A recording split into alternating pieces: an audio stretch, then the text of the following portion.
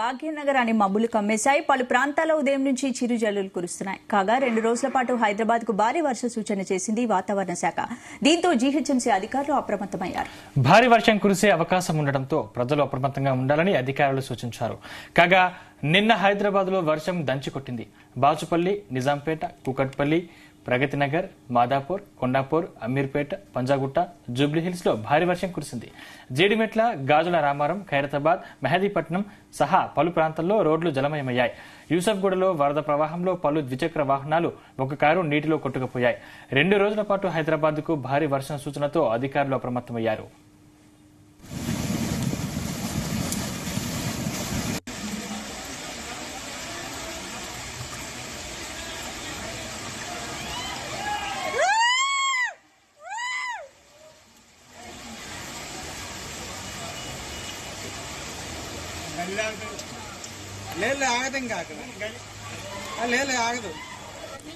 హైదరాబాద్ మహానగరంలో ముసురు ముంచేస్తోంది. అక్కడక్కడ భారీ వర్షాలు కురవడంతో హుస్సేన్ సాగర్ నీటి మట్టం ఇటీవల కాలంలో ఎన్నడూ లేనిగా గరిష్ట స్థాయికి చేరుకుంది. ఇక దీంతో అప్రమత్తమైన జీహెచ్ఎంసీ అధికారులు, డిజాస్టర్ రెస్పాన్స్ ఫోర్స్, శానిటేషన్ సిబ్బందిని రంగంలోకి దింపారు. అదేవిధంగా నగరంలోని పలు చోట్ల నీరు నిలిచి ఉన్న ప్రాంతాల్లో తొలగించే పనిలో పడ్డారు. అయితే హుస్సేన్ సాగర్ గరిష్ట నీటి మట్టం 514.75 మీటర్లు కాగా ప్రస్తుత వరద నీరు ఇన్ఫ్లోతో నీటి మట్టం 513.41 మీటర్లుగా ఉంది. రంగంలోకి దిగిన మేయర్ గద్వాల్ విజయలక్ష్మి కమిషనర్ అమరాపాలి పరిస్థితిని సమీక్షించి లోతట్టు ప్రాంతాల్లో ప్రాణ, ఆస్తి నష్టం జరగకుండా చర్యలు తీసుకోవాలంటూ ఉన్నతాధికారులు ఆదేశాలు జారీ చేశారు. ఆదివారం రాత్రి నుంచి ఎడతెరిపి లేకుండా కురిసిన వర్షంతో సిటీలో 8.9 సెంటీమీటర్ల వర్షపాతం నమోదైంది.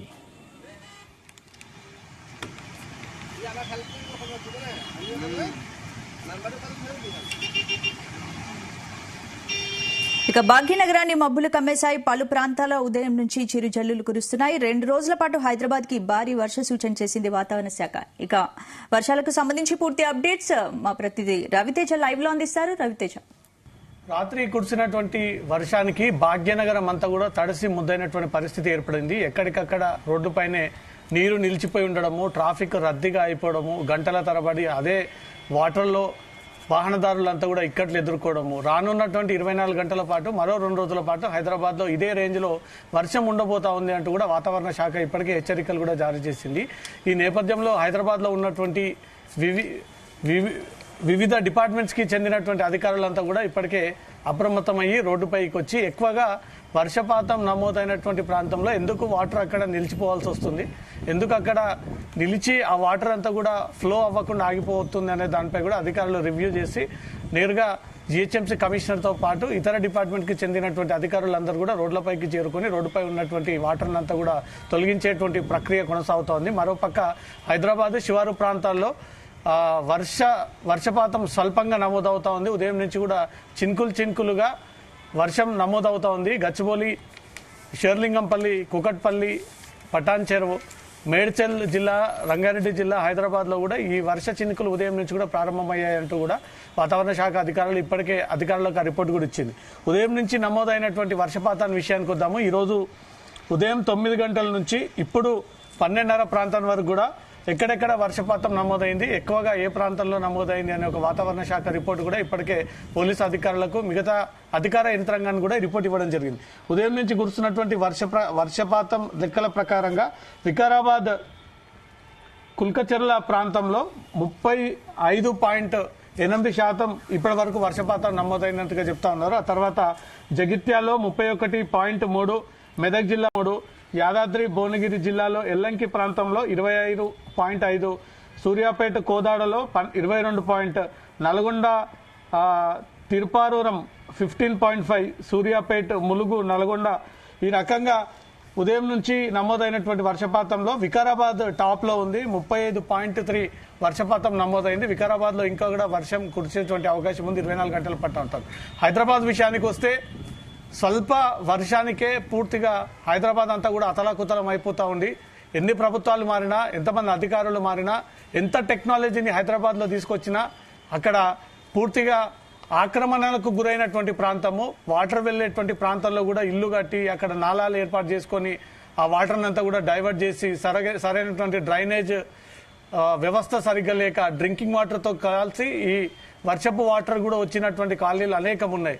హైదరాబాద్లో ఎక్కడ వర్షపాతం నమోదైనా అదంతా కూడా చివరికి హుస్సేన్ సాగర్లోనే తిరిగి ఆ వాటర్ అంతా కూడా అక్కడ జామ్ అయిపోతూ ఉంటుంది. హుస్సేన్ సాగర్ విషయానికి వస్తే మొత్తం Hussain Sagar dam capacity 514 capacity 1 TMC water capacity ఉన్నటువంటి డ్యామ్ హుస్సేన్ సాగర్. ఆ హుస్సేన్ సాగర్ లో ఇప్పటికీ 514 కేవలం 1 మీటర్ వాటర్ మాత్రమే ఇంకా దాంట్లో చేరితే ఫుల్ ట్యాంక్ అయ్యేటువంటి అవకాశం ఉంటుంది. హుస్సేన్ సాగర్ ట్యాంక్ బండ్, ఈ ట్యాంక్ బండ్ ప్రాంగణంలో ఏదైతే ఆ ట్యాంక్ బండ్ వాటర్ నిండి ఆ ఫ్లోట్ అంతా కూడా హైదరాబాద్ దాటి ఆ ప్రాంతానికి వెళ్తుండో ఆ ప్రాంతాన్ని అంతా కూడా అప్రమత్తం చేశారు. లోతట్టు ప్రాంతాల్లో ఈ వాటర్ ఫ్లో పెరిగిందంటే ఖచ్చితంగా ఇంట్లోకి చేరినటువంటి అవకాశాలు ఉంటాయి. మూసీకి ఆనుకొని ఉన్నటువంటి స్థానికులందరినీ కూడా ఇప్పటికే అధికారులు అప్రమత్తం చేశారు. అక్కడి నుంచి కూడా ఖాళీ చేయించి ఆల్టర్నేట్ ప్లేసెస్ లో కూడా వాళ్ళందరికీ షెల్టర్ ఏర్పాటు చేసినట్టుగా తెలుస్తుంది.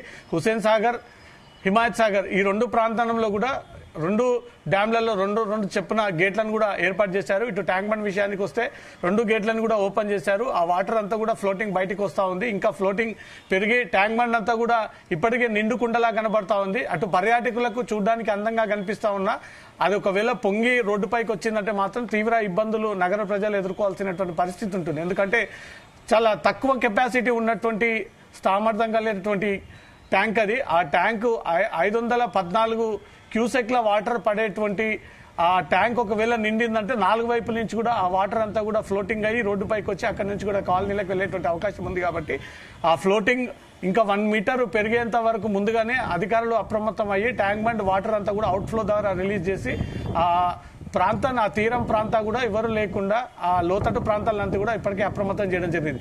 రానున్న 24 గంటల్లో ఈ రకంగానే వర్షపాతం నమోదవుతా ఉంది. ఎక్కువ శాతం కూడా నమోదయ్యేటువంటి అవకాశం ఉంది అంటూ కూడా వాతావరణ శాఖ అధికారులు చెప్తా ఉన్నారు.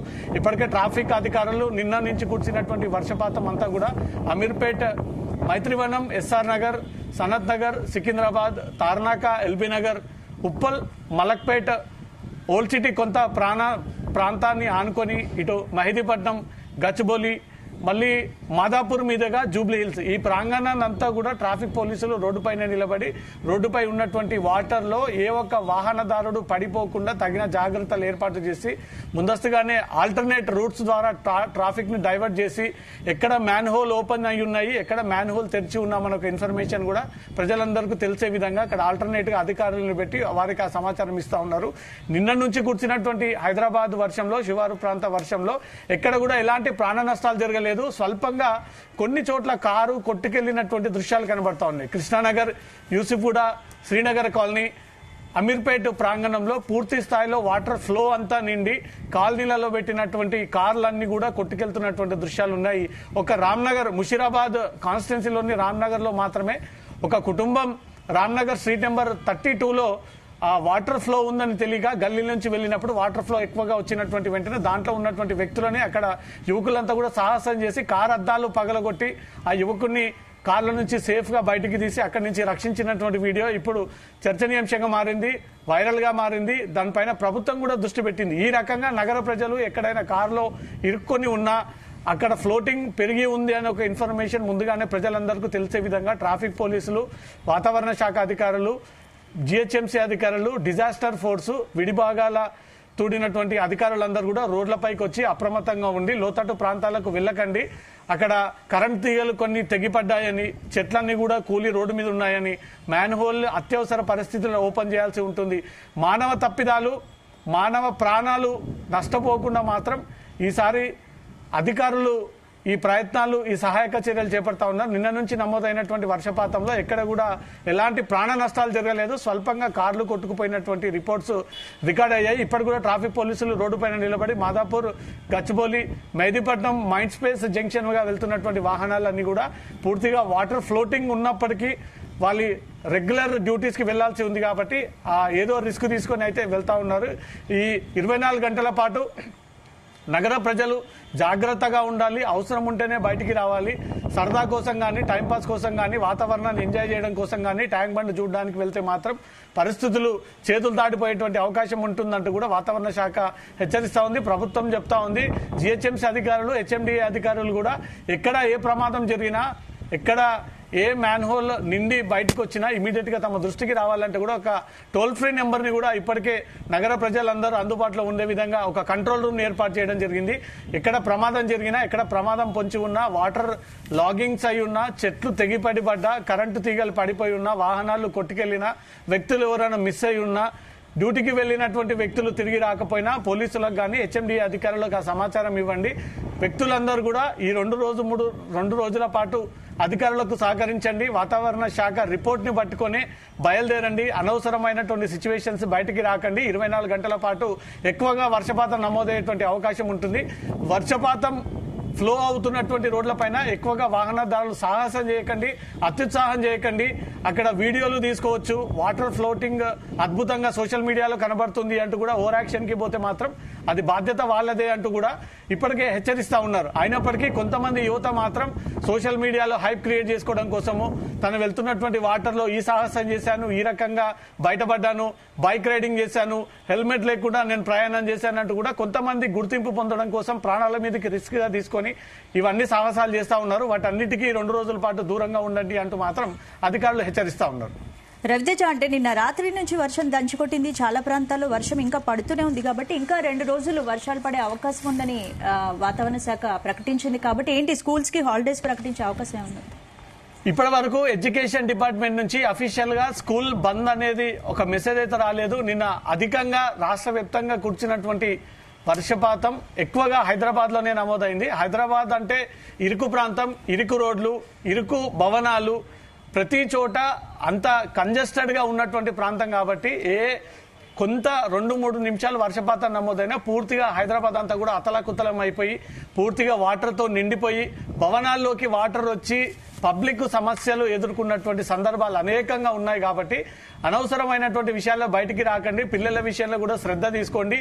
స్కూల్ అంటూ హడావిడి చేసి ఈ 2 రోజుల పాటు స్కూల్ కి ఖచ్చితంగా పంపించాలి, లేదా దింపి రావాలి, లేదా స్కూల్ వ్యాన్స్ లో పంపించాలంటూ కూడా తల్లిదండ్రుల ఆలోచన ఈ 2 రోజుల పాటు విరమించుకుని మంచిది.